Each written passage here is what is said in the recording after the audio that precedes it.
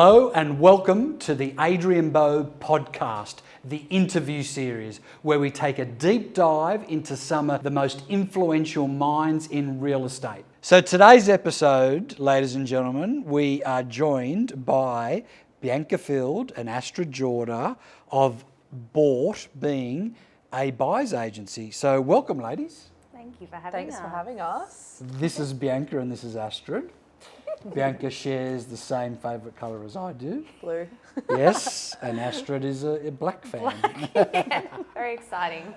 So, we're going to talk in detail about both of you guys and obviously the firm Bought, and it's really exciting to see this vertical of our industry be so burgeoning and so growing. And certainly in the US, it's been popular for a long time. But obviously here, it needs to be two separate entities. Where they're in the US, they can act on both sides of the transaction, which I believe personally it's a bit of a conflict of interest. So I'd be interested to hear your opinion on that. But firstly, with yourself, Bianca, you founded Bought in June of last year, 2023. Yeah. Do you mind if I ask, was it something that was festering in you as a real estate agent, because you were in agency for a number of years and quite successful, and you were one of my coaching clients, and you know I enjoyed always working with you as you, Astrid, as well, and I always saw both of you as people that implemented stuff that I was preaching and talking about. Was it something that you thought about for some time, or was it a particular trigger that ignited the genesis of the opening of becoming a buyer's agent? It's a really good question. And it's funny that you asked me that, because I actually just had a moment where I reflected on a thought that I had had 12 months before I'd started Bought. Right. And I'd actually resigned 12 months before I even opened Bought. Right. I'd gone to Ray White, where I was working at the time, yes. and I'd said, I think I want to do this. Yes. And it was actually the team, the boys that you coached as well, yes. Matt Shawnook, and that had sort of convinced me out of doing that at the time. Right. But something that was niggling in the back of my brain, yes. as something that I really wanted to do. Two main reasons for that were that I really enjoyed buyer work, and it was yes. good. I was good at it. Good. I think what I enjoyed about it was that it didn't feel like hardcore selling. It wasn't as regimented. It was a bit more holistic, and I felt like as an empathetic person, it was easier for me to assist people in where they needed to be. Mm-hmm. But two, I really wanted to basically creatively direct my own path. Yes. And I felt that in an agency, I was a little bit restricted as to, the director or anybody around me, the organisation that I worked for, what they wanted to do. I was sort of governed by what their ideas and implementations and speed at Sure. which they executed. I was sort of governed by that, and by all means completely agree with why that needed to happen. Right. But I think as somebody who had already been in the real estate industry for over a decade, I had some really great ideas that I wanted to roll out for myself. Yes. So those two reasons basically led me to starting Bought last year. Okay. I remember after a coaching session once, we went and had a coffee because you wanted some advice about maybe changing core markets. Do you think that there was some ambivalence that I noticed there? Do you think that ambivalence was part of changing core markets, maybe buyer's aid? Was that around that same period? Do you recall that coffee? I we do. had at Yeah, Bill's? I do. I absolutely do. Yeah. I think I had felt as though I'd conquered a very small market. Right. And I was looking for the answers to quantifying what I was doing. Right. And I felt that by seeking your advice at that time to look at a larger market, that Yes. might be the answer Right. to my lack of satisfaction Yes. with what I was doing. Okay. And that might be what you picked up on, I don't know. Yes, I did. Yeah, I did sense some ambivalence, and I tried my best to guide you, and we came up with a bit of a strategy in order to change markets or to combine markets. And obviously, things have evolved, and there's been iteration since then. In terms of logistics, for those who don't know, Bianca, what is required both from fair trading or corporation, etc., to make that transition from being a real estate agent to a buyer's agent? So you can go about it two ways. Yep. If you want to have your own organisation, you need to have, I think it's a Class 1 licence. Right. Which obviously you start out by acquiring a certificate of registration, which you should have if you're already an agent. Right. So that certificate of registration applies for both buyers agents and... Yes. Okay, so You it's need not, that not in separate. order- yeah. Not separate. Real estate, Okay, yeah. yep. You need that in order to work in real estate. That's right. So then the next step to make Class the 2 transition... licence Right. and then a Class 1 licence. And is that, once again, fall under a different umbrella to real estate, or it's... Same umbrella as real estate. Okay, right. And then you can choose from there. So you can either go and work for a company where the licensee of that company, whether that be, as a buyer's agency, Yep. Has a corporation license, Yes. or you can acquire a corporation license after holding your Class 1 license Right. for a certain period of time to then Okay. start your own business. So what's the document that differentiates a real estate agent versus a buyer's agent?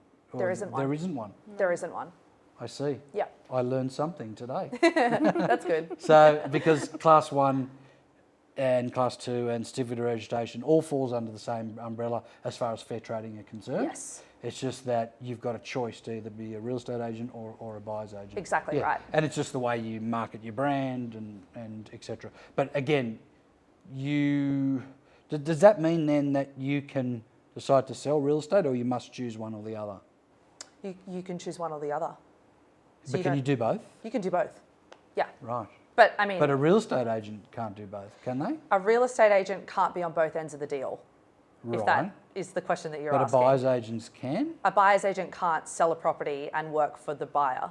On the conflict- same conflict of transaction, Yeah, right. on the same But on transaction. different transactions, and a real estate agent can act as a buyer's agent, and a buyer's agent can act as a real estate agent, but as long as they're different clients, different properties. Technically speaking, you can. Interesting. I don't think a lot of people knew that. No, they don't. I've been in the industry 35 years and I didn't know. It's the same for on the selling side of things.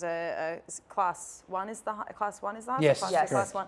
That's the director of a licensee in charge as director of a company, is my understanding. Yes. Yes. But for a buyer's agency, for you to have your own, it's a similar kind of thing. If you have your own business, if you are Yes. the director or a sole trader, Yes. you need to have a Class 1 license. But Excellent.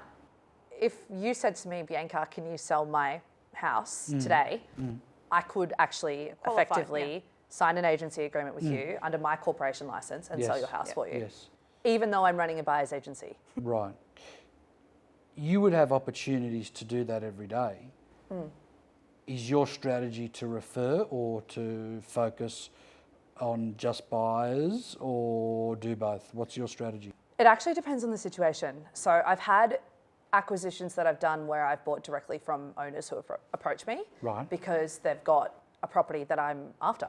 Right. And so, I'm acting in the best interests of my client, and that is Yes. to acquire the property for the best price, Right. if that property makes sense. I have had instances where I've had owners approach me to sell their property, and I have suggested to them who would be the best fit based on what they're after. Yes. But my intention is not to go and cut real estate agents out of what they do. My intention is at all times to put my client first. Yes. Yeah. So the key is you can't earn a commission off the vendor and the buyer for the same At the property. same time, yeah. no. So that's the key. That's Yeah. the conflict. That's the Yes. conflict. Yeah. Rightfully so. Yeah. Yeah. Absolutely. Yeah. Absolutely. And Astrid, you joined a couple of months ago. I did. Obviously, both of you work together We did. in selling Same office, agency. but not the same team. So we never actually worked together in the same team in the same office. But I think we were in the same office for about a year. All That's up. right. That's You think it right. was Yeah. Seen each other for about a year. And similar question for you, Astrid. Was there a particular trigger? Was it just Bianca recruited you? You made your own independent decision? Had you been thinking about it? Like, talk us through that. Bianca did not recruit me. We are best friends. We've been close friends for quite a while. So, she was always, and often because I asked, I wanted to know how everything was going. So I, Sure. from a pretty unique viewpoint, saw the trajectory of the business from the very, very early days, from conception. And it was no secret, I think, you didn't have to be her friend to see how quickly the business was growing and how I always knew she was good at what she did. And I'm not saying it because she's right here. She is an amazing selling agent. Yes. But it was, I kind of saw, I'm like, oh gosh, she's doing really, really well. And that didn't surprise me. But I got that insight. And so there are a few conversations that were had about, you know, what it would look like if I was a part of the business. Yes. And not because I was unhappy and not because I was looking for something else, but just, you know, sometimes a door will open or an opportunity will come up. Yes. And it's something that may not have been, and, you know, Bianca can say whether this is the case, but it might not have been available to someone else because I knew her and because she knew what I did and how I worked. And there was just a synergy there in the way that we look after clients, the personability, the empathy. And I think just the conversations, they were organic. And I think they got to a point where I'm like, okay, well, you know what? I got to a point where it was either going to be going out on my own within the office, which I think I've been ready for a while. As a standalone agent. As a standalone sole trader, team, which I wasn't. I love working in a team, and I worked with Erkin, who's an incredible agent for six years. Yes. And we had a more serious business-related conversation, and I pretty much made the decision immediately after. I was like, let's go for it. It was a few months before I actually signed anything and went forward, but we shook on it, so to speak, and the rest was history. I would say trust and played a big role in this symbiotic relationship. Huge. Both personally and professionally. Yeah. I'll be honest with you. The business was everything that I wanted it to be, even only a couple months in. Yeah. It was the most, not fruitful from a financial aspect, but from it was just so liberating to be able to make decisions and not have to consult anybody about doing them. And just the uncapped direction and potential of every decision that I put into place, how it just sort of came off, was amazing. But I knew it was something that I couldn't do on my own forever. And toying with the idea of having a larger business versus having a smaller business was a constant discussion I'd had with myself. And for me, I was happy to do quality with reasonable quantity. And that meant that I'd have to have someone that I could trust, that had the skill set, that understood how I thought and trusted what I thought we should do or add to the business direction, or just someone who I knew had my back. Because I think anyone can really jump into business, but for me to have a business run the way I wanted it to, it meant that we had to have the right synergy. That's a good segue into my next question in terms of what are the plans for expansion, if any, in terms of buyer's agents roster? Are we looking to expand that, or are we looking to expand organically, i.e. associates underneath us? What's 1 to 3 years, just short term, because 5 to 10 years is just way too hard to look at, but short to medium term, what are your thoughts? I wish I could give you that answer. It's not because I'm withholding anything. Sure. It's just because I don't know. Okay. The business, I feel, has had extraordinary growth in a short period of time. Yes. And I would really be sad to lose the quality of what we've built. I don't need a monstrosity of a business, but having a well-oiled company with people who know what they're doing and care about the outcome is extremely important. Yes. And building that and having growth intertwined is a very difficult thing to master. Yes. And I very rarely see it. Yes. I'm not driven by money in the way that maybe someone who was aggressive to expand is. Yes. And so what I'm driven by has surprised me. Yes. And so that's basically why I can't give you that answer. But there's a few different ideas. Okay. My coaching to you would be to do exactly what you're doing, and what you're going to find is organically opportunities like an Astrid or something else will pop up, and you don't have to make that decision until that time, okay? It feels to me as if exclusivity, boutiqueness, intimacy, trust, and high touch, but also high tech is some of your mission statement points. I agree So, with that, so yeah. I feel that just keep doing what you're doing, and the universe will respond with people like Astrid or with a support member who you've just put on, I believe, as well. And that support member is doing admin, marketing, etc. And again, you know, that's probably not something you planned. You could have half planned, but you probably met the right person and thought this would be a great fit. So that would be my recommendation. You know, so some people have these, you know, very rigid business plans, which is like 1 year, 2 years. You know, I've got to have, you know, 5 people, then 4 offices. And you know, I don't think it's for everyone. I think that growth for growth's sake is unnecessary. You got to remember, you know, 35 years in the business, I've worked as an agent. I pioneered EBUs. I've been an executive of a publicly listed company. I've been principal and officer. I've literally seen it all, and I've seen the dark side of growth, and I've seen the upside of lean profitability as well. Can I ask you a question? Sure. Do you think that a lot of growth coincides with ego? It can. In our line of work. It can. I think it's a blanket statement, but in saying that, there is a lot of that does occur. And Because it's I got to ask unfortunate. you, sorry to interrupt you. No problem. What I find bamboozling, I'm going to use that word. It's a great word. It is. It's wonderful. We have just had a financial year where I've had a admin support person working 3 days a week who respectfully was inexperienced but is really clever, switched on with the right attitude. We've done a number of acquisitions that I think would be relatively high. And I look at a lot of other businesses that seem to be doing less than that with a lot of overheads. Yes. Big offices, too many admin support staff, whether that be that they're doing more than just that role or whether it be that they're inexperienced, I'm not sure. Lots and lots of associates, big teams. And I'm just wondering, where do you think that stems from?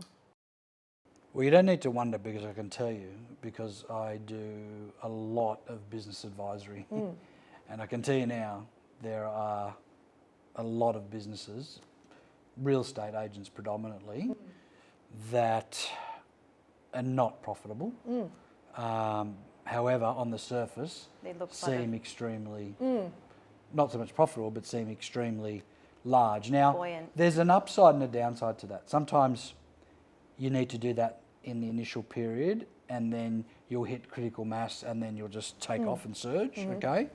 But others want to be more sustainable in their growth, okay? I think the latter is a better option for you. So you're very accurate in your observation that is the case for many businesses. However, some are very savvy about it and have already proactively made that decision, thinking, you know what, I'm happy to break square up until a certain point, because I know the more I put in, then at some point I'm going to really explode. Others don't. They just wake up every day and make it up as they go, and therefore I sit down with them and I do business advisory, and I ask about their dividend policy, and they look at me like I'm, you know, from another planet. So there's a bit of both, but ego, no doubt, plays a huge role. Hubris, no doubt, plays a big role in our industry. I personally made the decision to focus on coaching, training, mentoring people, and that was one of the big motivators, actually, because it really got to a point where the industry became unrecognisable to me. Okay, you got to remember, when I first started real estate, there was no RP data, there was no realestate.com, there was no email, right?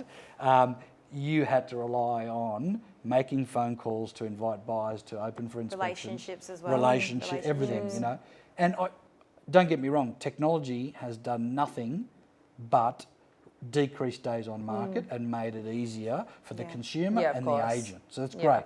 Where in a lot of other industries, unfortunately, what it's done is not only disrupted the industry, but in some cases disintermediated the entire industry altogether. Okay, so we're very lucky in that sense as an industry that technology just keeps supporting us. That conduit being a buyer's agent or a real estate agent, and that human connection will always be there. I agree. Others for years people have tried to disrupt or disintermediate our industry. Remember Purple bricks, crazy, insane model. Yeah. Thought just because. I mean, I can't remember believe that. they tore up something like $50 million. Yeah, it I just can't doesn't believe work they did here. no research. Yeah. In the UK, sure, you pay $5,000 to list your property, but in the UK, a lot of people stay at home, and then the buyer just comes through and the owner shows them. I mean, that was never going to work. They also don't use an auction model in the UK. No. So it's Correct. a And they're all completely different linked. sales, completely different sales model. That's where my family is. So my mum's in Correct. the States, so I've got the perception of both, and Yes. they're both fascinated. They all watch Lux listings. They all watch all the Yes. Aussie, because it's just such a foreign and contrasting method or way of doing things. That's right. In both of those places. So I think people are fascinated by Sydney Australian auction culture, but that's a whole different Absolutely. conversation. Absolutely. Well, in fact, we replicated Melbourne's model. So Melbourne is the Interesting, I auction did not know capital, that. Okay. auction capital of Australia. I still remember, when I first joined John McGrath 30 years ago, auctions in Sydney were popular, but nowhere near as popular as they are today. Where in Melbourne at that time, every property was sold by auction, and not only that, the theatre involved, like we see here today, but 30 years ago, the theatre involved in Melbourne was incredible. You had the entire street, and on site was the only option back then. Where, when auctions first started here, I remember the in rooms was very popular. Then on site became a lot more popular later on. So, we really lagged behind Victoria a lot in that sense. What was your best year in real estate in GCI? 1.2. 1.2. There you go. But then, obviously, it's not 1.2, is it? No. Yeah, because regardless of the split, you're giving approximately half To the away. office, Yeah. So interesting. So not only has it been very much an on-purpose exercise for you, but even though you say it's not about the money, you've done very well, and it's been lucrative for you as well. I've never worked so hard in my life. That's good. Never worked so hard. Yeah. Hours-wise or intensity or both? Everything. Everything. I've never used my brain so much. Right. Problem solving like you've never thought. I didn't do that I didn't do that when I sold real estate. There was a Right. process. So are you definitely working considerably more hours? Or I'm more mentally exhausted by the end of the day. And it's not Right. exhausted like I've made 100 phone calls. It's exhausted like, when you go off and you learn something that you've never learnt before, and you get, whether that be a training course or something that you don't know much about, and you get to the end and your brain is physically fried. Right. It's Okay. that feeling But- every day. Every day. Every day. But not considerably more hours. Like you're not doing 50%. It's the same amount. No, it's more hours in that we are in touch with our clients every day, Understood. and they work late hours. So I suppose I would have done that when I sold as well. Yes. I probably feel like I work more now only because it's my business. So mentally I'm on Yes. more. But to answer your question, it's the same amount of hours. We get in at, we have our first meeting in the morning at 8. Sure. We're both switched on at 7:30 in here. Yeah. And we're wrapping up the day at what, 6:30? 6, and then if we need to be doing appointments, I mean, you were doing an appointment at 8 o'clock Yeah, last last night. night. If we Sure. need to have I often book in, a few of our clients that I've had recently, they can only do 6:30. You're on the phone with them from 6:30 Yeah. to 7:30, and you're in the office because it's quiet and it's easy to concentrate. So, Same there's- sort of thing. Yeah, which similar. is no different to what Yeah. anyone would Sure. do in a selling role. Yeah. Sure. Yeah. Sure. I'm really glad we're talking about hours. It's been well publicised. Obviously, I've had some time off due to literal burnout, which started as glandular fever and chronic fatigue syndrome. And Astrid, given we're friends and we've been talking, you'd had similar experience. And it initially starts with that Epstein-Barr virus, which once you've got it in your system, but That's you can, it. yeah, it never leaves. But if you reach a point where you've just pushed yourself way too hard, it becomes active. Yeah. And unfortunately, that's what happened with me, and I know it's happened to you in the past. Yeah, I had chronic fatigue syndrome for 2.5 years when I was 19, bedridden. I didn't actually have chronic fatigue. Mine was just pure physical and mental burnout. I put a lot of pressure on myself, very high expectations, first year of university. So I can absolutely relate, and really glad to hear that you're feeling better as well. Thank you. Thank you. But it's a really interesting process to go through when you look objectively at the last sort of 10 months, nearly a year, not working, and my orders from the doctor was literally don't check emails, don't make phone calls, nothing at all. So I did have to put a statement out on social media, and people were very respectful of that. And I would warn the entire industry to really be very conscious of work-life harmony. Because I say work-life harmony because work-life balance, I think, is a misnomer. There's no such thing, right? Not when you're in our business. It's a lifestyle, it's not a job. Yeah, agreed. But if you can harmonise it to a point that suits you, then that is what the most important thing to do is. And I think that's the key. That's the key is to suit you. And balance or harmony looks different for everyone. Bianca and I are two very different people. We've got the same work ethic, and the way that we do things is very similar. But even for us, what relaxation looks like for B is going to be different to me. And I think just being aware of that and being conscious of that is so important. It's different when you're just starting out, obviously. Yeah. But yeah, I think that's a key thing is what works for you. Absolutely. And I do feel that anyone who's had, glandular fever or Epstein-Barr in the past, to really be very conscious of. It's no joke, and it's a paradigm shift in your mind too, because when I was younger, because this is the second or third time that it's happened to me in my working career, but never as bad as this or as long as this. And I always saw it as a curse, but now I see it as a blessing because I'm forced to exercise, eat well, not drink too much, have a positive mindset, practice meditation, journaling, mindfulness, etc. Which is great. So I think initially I was like, why did it happen to me? And so once you have that paradigm shift and embrace it as a blessing rather than a curse, I think that really helps, and I'm really happy that it hasn't happened to you since, and touch wood, it doesn't, It's like it's your body and your mind's alarm system. This is just obviously, I think, burnout, and I think there's a lot of people in the industry who have experienced at some point some kind of fatigue or chronic fatigue, and don't talk about it. I think that it's a little alarm system that your body has, and you'll get little signs and little symptoms to slow down or listen to your body. And then life will drop an anvil, and that's when you're forced to stop. So I think, correct. Which I had all those signs and signals, ignored it, masked them, and unfortunately, that rest is history. Yep. Bianca, let me ask you, some buyers agents in the current market used to be real estate agents, some didn't. It almost sounds like a rhetorical and obvious question. However, do you think both of you have an advantage because you have a real estate agency background? We were talking about this earlier, weren't we? Like literally this point exactly. I'm going to answer your question with another question. Sure. And then we can get back to your question. Beautiful. I love the symbiosis, Okay, knowing what you know about real estate sales. Yes.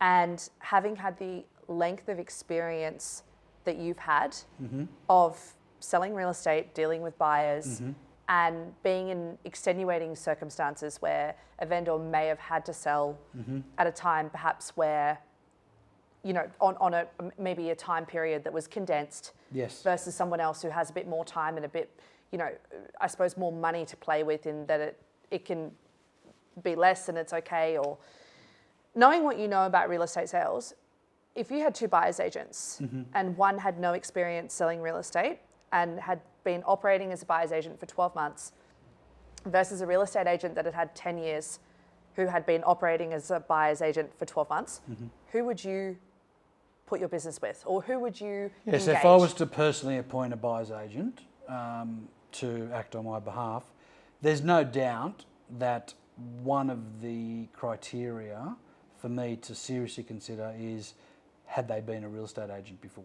Okay, be remiss to say that would be my only criteria, because there could be a relationship, there could be so many factors involved. But I would say I would certainly have a biased view towards selecting someone who's worked on both sides of the transaction. There's absolutely no doubt about it. Why is that so important, do you think? I think it's important because the buyer's agent will almost be able to preempt what's going to happen in the negotiations when they're negotiating with the real estate agent. Reading the play is Correct. completely different. Correct. Secondly, they understand that side of the transaction a lot better, where someone who's just done agency, I think, acquires the knowledge, but it's not an innate knowledge. They have to acquire it. So therefore, that might be costly to a client if they're in that acquiring stage, you know. So I think there's a couple of factors there. So that would certainly bias me towards selecting someone who's worked on both sides for sure. We are extremely comfortable in the markets that we work in. Yes. With the relationships that we have. We're really lucky, I think, that where we operate, when we were selling agents and where we buy, from the eastern suburbs to the inner west, including the inner city, we have really, really great agents who we've known for Long time. a decade, over a decade. Some of these people we've worked with in property management. Yes. And now they're amazing sales agents. Some of these people we went to school with. Yes. And, you know, some of these people, you know, we've worked for, and then, you know, there's people, there's so much history. And with every office that we've worked in, everybody has a slightly similar but different style to how they sell. And we're extremely comfortable buying real estate in our market and dealing with people that we know, because we understand the personal tones behind what they're saying. We understand when someone may not be telling the truth. Full truth. Yeah, full truth. Yes. We understand what the patterns of behaviour look like in a campaign when a property's not selling as well as it should. Sure. And that may be that the process or the structure to the pricing, the price guide, or the rampant amount of communication increases or decreases. These are things that we've been listening to for over a decade. And when we're representing a client, for us to say that wouldn't save them an amount of money such as $30,000 in acquiring the property would just simply not be true. Yes. I mean, we understand all these things. So it's not only that we know these agents and that we have a personal relationship of trust, where they trust us with information, where they might have, you know, great opportunities that they may perhaps not have even signed yet. Yes. Where they can have a conversation because they know that we will guard that information and know that if it's, you know, the right kind of property for a client of ours, but it goes so much further beyond that. Yes. And so for us, we're really comfortable doing what we do, and having made the transition from selling to what we do now was so seamless because of all the experience that we have. Sure. And so I think that that's something that we're really confident in, and that when we're talking to clients about what we can offer, all of this really comes through when you explain the experience that you've got. And I think anybody that's doing this role really should understand the other side of the transaction as thoroughly, or at least a little bit. As much as you can, given where you're starting from. Because there's so much to it. In any other line, if in a trade, there's an apprenticeship. Yeah. You know, for any of the other services like lawyers, you go to university, you undertake experience, all these sorts of things. When you're recommending someone to buy a property, you should have relevant experience in doing that. So the answer to my question is yes, it is a benefit. Being a real estate agent, becoming a buyer's agent. The reason why I've carried on for so long about this. It's not carrying on. It's a very thorough explanation and answer, which I appreciate. People's money. Which the audience will appreciate. Well, it's people's money. Yeah. You know, you're spending other people's money, and most of the time it's all of their money. And I think also, just to interject, like, if you're in a real estate environment, if you're a buyer's agent or you're a selling agent, you're good at a pitch. Yes. And I feel like we've all been in situations where the juice hasn't been, what's the analogy? The juice is worth the sizzle of the sausage or something. There's some food analogy I'm trying to get to, where you've been pitched this dream and then it all sounds great, but the Yeah. reality is you don't actually know what you're going to get until that person delivers or does not deliver. And I think it's a pretty safe bet, or it's safe to say that, you know, I was a senior selling agent for, you know, varying degrees for 8 years, Bianca for 10. And we both worked in different aspects of real estate. You've worked in property investment and business and BDM in property management. I've worked in leasing and property management. And just to kind of go back to that, what Bianca was saying, just as a real-time example, if I can share a recent acquisition, and as a client that I signed up very recently, and within the space of about a week, I put 3 or 4 options in front of her. And one of those was a property in Enmore. I went and inspected the property before the marketing appointment with the agent, because I was able to call him up and he was happy to share. He had the agency agreement, he had the contracts, so it was all above board. But I was the only person that he'd share that information with, because I was the only buyer's agent that called and asked him. I went through the property, was able to, with his permission and the owner's permission, bring the client through the marketing appointment. So I took a video, brought her through the marketing appointment. Within 24 hours, we had unconditionally exchanged. Amazing. It had been up online for 3 hours. No one else had inspected. Now, I'm not saying that there aren't other buyer's agents doing that level of prospecting, but that's another thing, is given that we are excelling agents, there are days when we are in the office on the phone from 8 o'clock in the morning, 7:30 a.m. in the morning, until 5:30 at night. It's a call and center. beyond. Yeah, It's actually a call center. Bianca has to sit on the couch. Normally there's a big long couch where you're sitting. Bianca gives me a look like I'm being too loud, which is not unusual. And Bianca will go and sit over here and I'll be over there, because we're both having, and I'm walking around again. Anyway, it's a sight. So we're doing that most days, and then the other days we're on appointments, so we're taking people through. So. Well, I've been saying for years, and you know, sort of, it's been marked as something that I've talked about for a long time, that in real estate we're basically glorified telemarketers. Totally. Until we book in appointments. And then when we book in appointments, then it's all about trust and rapport. Then we're on the road, You know? So just to correct you on your metaphor you were trying to think of, it's all sizzle, no sausage. That's the one. That's I'm right. so glad. I'm usually good with my We just had to analogies. clear that. Thank God. Just had to clear I that would up. have been up all night. I know. I know. What would we do So without you? Astrid, given it's only been 2 months, Yes. and given you've got such a fresh, objective Perspective, view on this side of the industry, could you explain, because even I'm not fully aware, and I'm sure our audience is not fully aware. I wasn't either, by the way, before I Yeah, spoke. yeah. The process from brief to settlement, how it works, including how you find the buyers, to how you qualify them, to what period of agency you would sign them up for, to how you go about updating those clients and selecting the right properties. I'll try and remember all of these questions. That's okay, no, but it's sequential. It's sequential. Yeah, so, of course. the process from start to finish. Okay. And all you'll need to do is just think of a recent transaction. Of course. So in terms of finding buyers, I have been very lucky and it's one of the aspects of my role that I love doing as a selling agent, I loved engaging in as a selling agent, was looking after buyers and building that close relationship. So I would say quite a few of my clients that I've had recently have been buyers that I met at open homes. So I've been lucky enough to be able to look after them now on this side of the coin. So I met them when they were searching, they've missed out on my properties, and now I'm helping them, or I have helped them find something.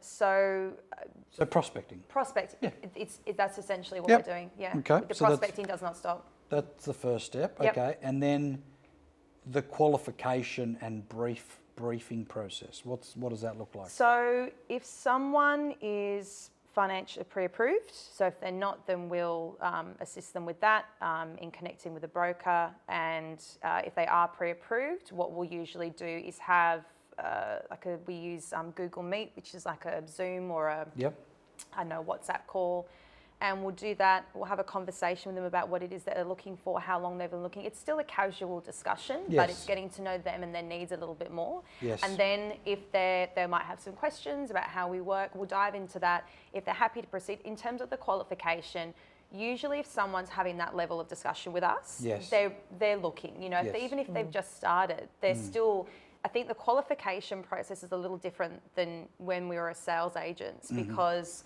when you're a selling agent, you can go and appraise someone's property and spend an hour, 2 hours, hopefully not 2 hours, sitting in their living room talking to them about the property, and they've got no intention of going anywhere. Correct.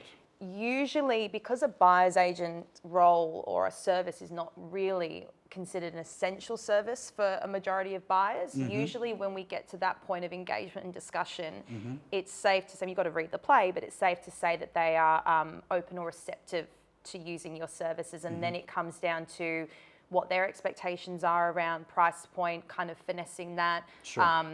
Talking about the fees and whether they feel comfortable with that. And then basically going into some examples of maybe things they were bought. That casual discussion, if they're happy to proceed, leads on to what we call a focus session, which is, it can be 45 minutes, an hour and a half, where we go through some examples of things maybe they bought, and it gets a little bit more in depth. And usually between that initial conversation and the focus session, which is both over Zoom, can be in person, but they usually are over Zoom. Sure. Because we're all, usually our clients are time poor. Yes. I went and met up with some clients after work the other day because it made them feel more comfortable. Sure. We do it over Zoom. Between that is the signing of the agency agreement. Right. Typically, before it gets to that deeper discussion about what they're looking for and what they want. And that agency agreement, what is the typical or most common period of exclusivity? Because I'm assuming it's an exclusive. No, absolutely. Yeah. So our agency agreement's 12 months. 12 months. 12 months. Okay. But I will say on behalf of the both of us that I think before I joined, I think the longest it had taken was to find something for someone was 3 months. 3. Okay. Yeah. But technically, given it's a 12-month agency, if they buy a property through you or anyone else, you're entitled to a fee. That's, okay. But like in real estate agency, and it's happened to me less than a handful of occasions, where we couldn't see eye to eye, you don't hold them hostage over it, right? We haven't had it happen. You haven't, I know, But absolutely, no way. In agency, I've had it happen less than a handful of times, where just for whatever reason, two people need to want to be in a relationship, not one. Yeah, I've never really understood people who try and Hold them to why? it. It's ridiculous. Yeah, they don't want to be there. Let correct. them go. Yeah, correct. It's like any relationship, Yeah, personal, of course. business, or whatever. So I'm assuming that if 7 months went by and for whatever reason the connection wasn't there, you would let them out. You know, it's just What we find you'd is take it on a case by case basis, but unless the brief is extremely niche, in that like we've got one brief that's for a workshop, and it's very specific on where it needs to be. We thought we sort of had that wrapped up, but it's going to take longer. They're difficult ones.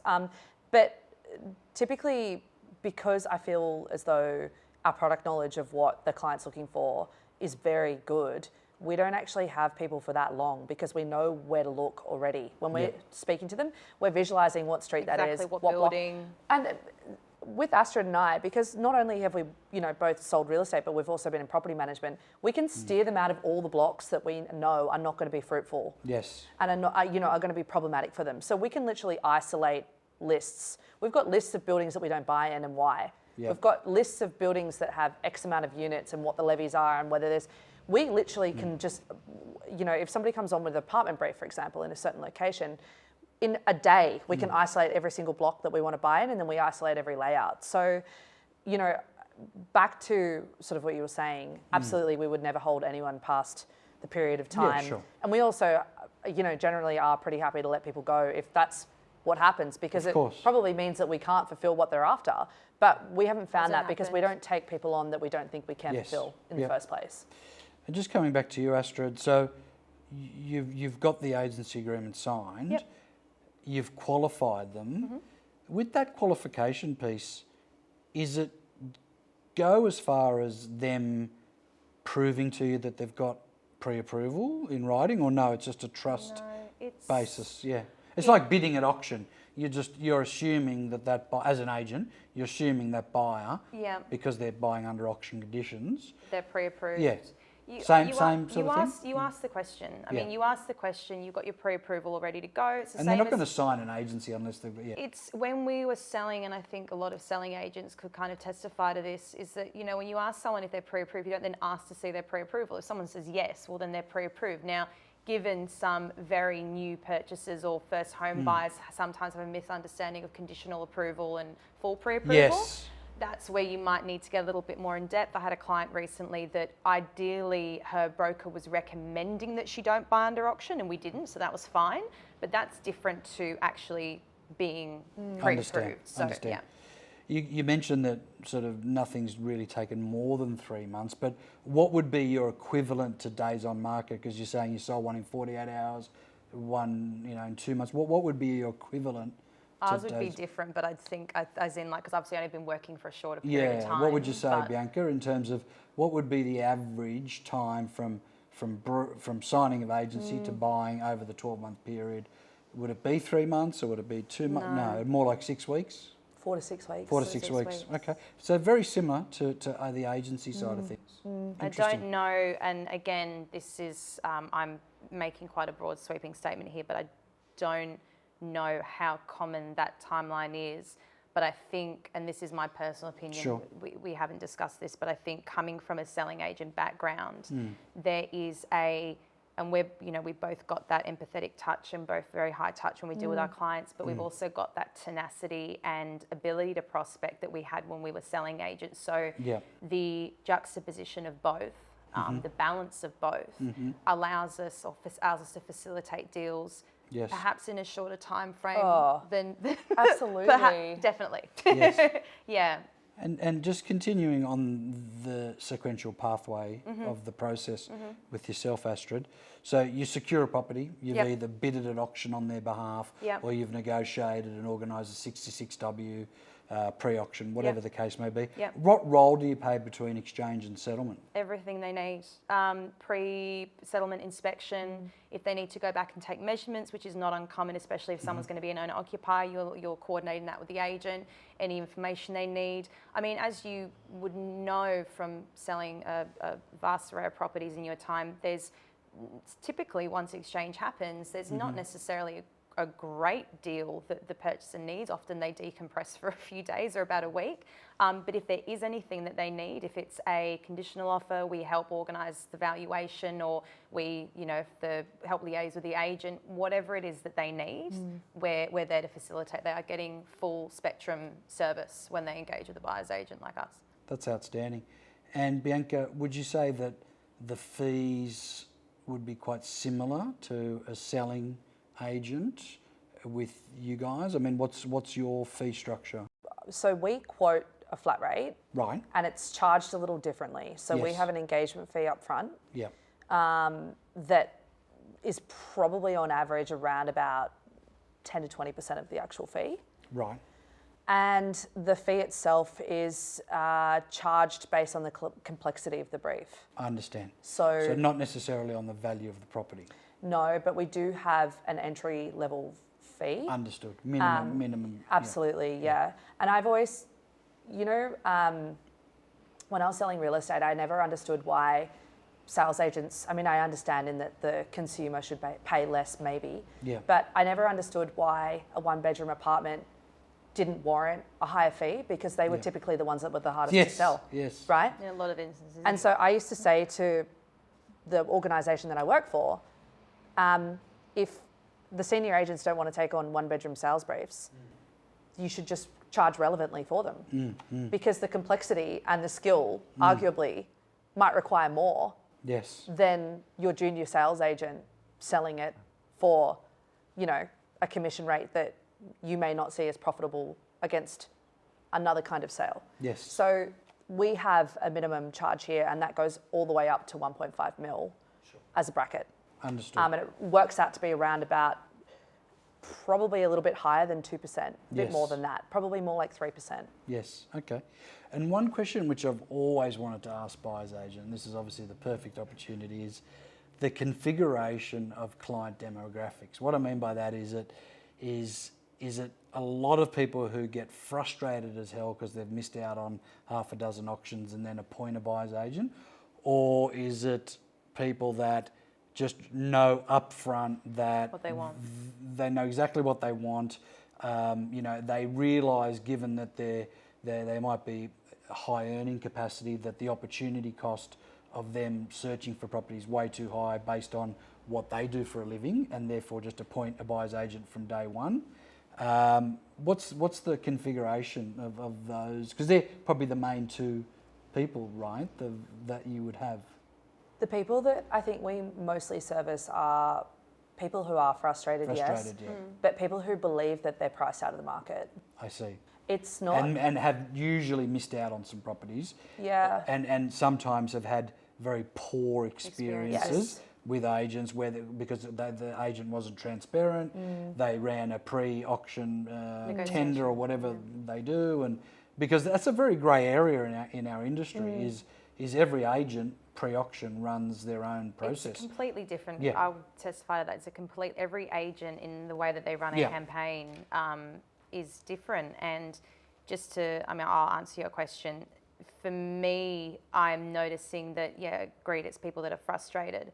But I think it's also people are priced out of the market, but also someone who, given a lot of the people I used to sell for were first-time sellers, and the buyers I used to deal with first-time purchasers, they needed a little bit more hand-holding. Yes. And they are green. They don't. I had a buyer saying, I wouldn't have known to do that if you hadn't have told me. And I think we take a lot of that for granted as people who, again, another reason why engaging a buyer's agent, that has sold in the past is we are absolutely extremely well versed and well equipped to understand every single aspect of the sales transaction and being able to pass that knowledge on to the purchaser who, if they're going into it for the first time, I mean, plenty of people, they go to auction, they purchase the first auction they've been to and they're successful, but a majority that's not the case. And giving people the opportunity to negotiate prior to auction, get early access, even if they do have to go to auction, give them peace of mind. Yes. Is huge. That's excellent, Astrid. So as we start to wrap up, it's been a terrific conversation, and you guys are actually quite, I won't say honoured, but should be really thankful that today is the first day in nearly 12 months I've actually suited up, and this is my first professional engagement since I became unwell. So I'm delighted that it's with you guys because we've known each other for a while. Yeah. And I love doing the interview series of the Adrian Bo Podcast because it's a long form type of conversation as opposed to short form where Troy and I just will usually weekly, talk for 10 or 15 minutes. So thank you for allowing me to suit up again and engage professionally with professionals. Thank so you. appreciate that. Last couple of questions before we wrap up. Number one is, what have you found to be the most similar traits to agency and buyer's agency? So prospecting we've identified. Yep. Astrid is a very similar one. Pitching we talked about, so that's obviously a very, very similar one. Negotiations we've talked about, so that's obviously quite similar as well. Yep. What else is symbiotic between selling and buying in your industry, have you found, that's very similar? I'm going to give you an indirect answer. Sure. One thing that I've noticed about what we do is I think that there's a perception that buyer's agents have a very cruisy lifestyle. Right. Do you have that perception? No. Okay. It's actually a common perception in real estate that buyer's agents have a probably slower tempo than what sales agents do.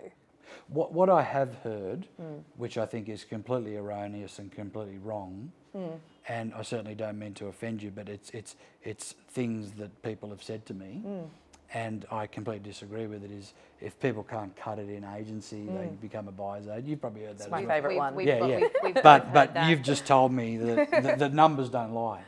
We've just talked about what you did in the last 12 months compared to your best year. So that's a complete myth and it's erroneous. So I think that's what you're talking about. Well, what I wanted to say is that the routine of how you are as a sales agent, in that you get into work early, you try and hit X amount. We've got if you walk around the corner, if you look at the whiteboard, there's KPIs there. KPIs. We've got KPIs. we set out our... Hopefully you learned that from me. I was very, Yeah, you know how focused on KPIs I was when I was working with you guys. Yes, we only learnt KPIs from you. Good. Or at least the right metrics. Yes. But we have KPIs that we set out, and we have metrics that we follow to achieve what we need to Beautiful. in order to do the work, you know, to the best of our ability, but also make sure that we're covering all the ground and covering all the opportunities. Yeah. So the most similar thing for me is that the structure of my week has not changed. Yes. Yep. What about yourself, Astrid? Any particular differences that stand out or particular similarities? No, because I was going to go down the route of a comparison or a similarity, and I think coming at it from a different angle, because obviously that's more metrics, and I'm going to talk about something that's a little bit more touchy-feely, but the transparency and the high touch and what had me, I feel, achieve any element of success that I had in my selling career was aspects of how I treated people and the kindness and the attention to detail and the care and treating people like human beings. I did that when I was selling, and that's one of the reasons why, again, just talking about selling for a moment, why I'd have so many register parties at an auction, for example, is because I was transparent with where I thought the reserve was going to fall or where the price feedback was. Sure. And I've taken that, and that's almost that now on steroids, because it is a lot more, you're dealing with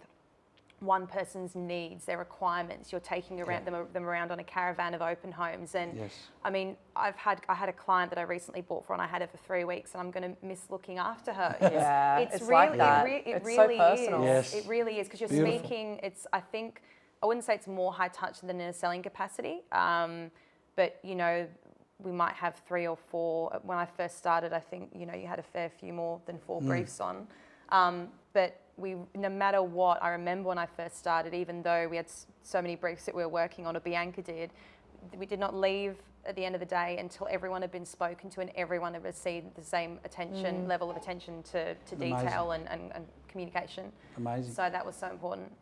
My last point is more of an observation than a question, and that is that I would not underestimate how much of a unique selling proposition that you both offer, being female.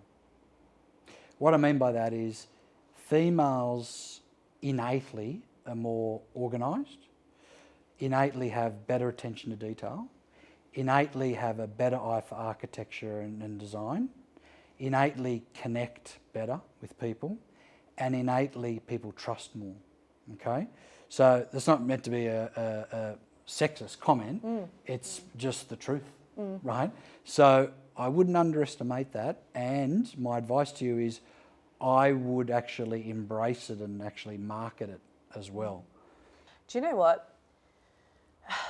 I think the gender battle, what feels like a gender battle in our industry, is a bit tiresome, is my honest answer. Absolutely. And I, as much as I agree with a lot of the things you've said, I've been fortunate enough to work for a lot of amazing men in this industry who have possessed those skills beyond some of those attributes that I would think that I have. They would be far better than me. And I think whilst we're lucky that we're naturally very empathetic individuals, I think that we're just lucky that we've got empathy and passion and kindness, and we like nurturing We just happen people. to be females. And I think it's just a coincidence that we're female. Yeah. But I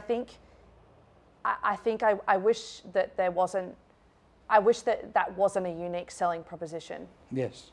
Even though it is for a lot of people, I wish that it wasn't something that we had to talk about.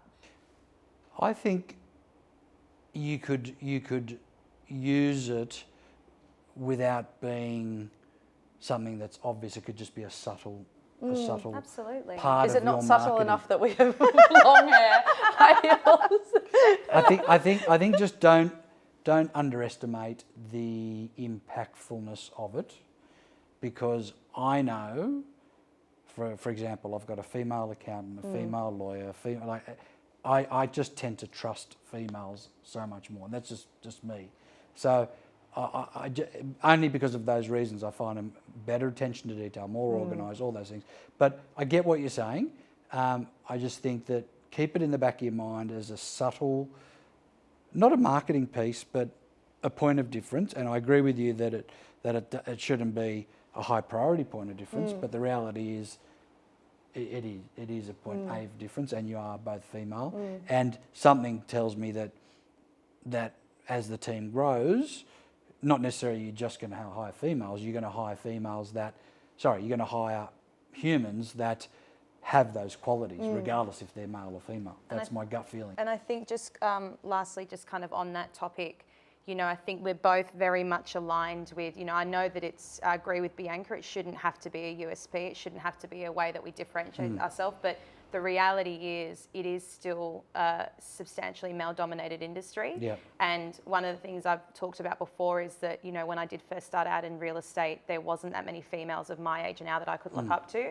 And it is very important for the both of us that irrespective of whether it's a USB or it just is the way that it is, that females coming into the industry, whether it be in property management, leasing, sales. In one of the groups I was a part of, which is called Leading Ladies of Real Estate, you say you can't be what you can't see. And I think it is so important that there is that presence of women in the industry. Absolutely. Business Look, leaders. it's still ridiculously outnumbered, the entire industry, male versus female, where in the US it's the opposite. Because in the US a lot of agents are buyers agents, and it's very much a female dominated industry. So I'm very glad to see that we're heading in the right direction, and I'm really delighted for both of you in your pursuits and your success. And it's been a great podcast as part of the Adrian Bo interview series, and you're both beautiful women and beautiful people, and I'm really delighted and honoured to be able to share this experience and conversation with you. Thank you, Bowie. Thank you. And thanks for sharing your first moment back into the podcasting scene with us. We're really honoured that you asked us to join you. Absolute pleasure. Thank you, ladies. Thank you.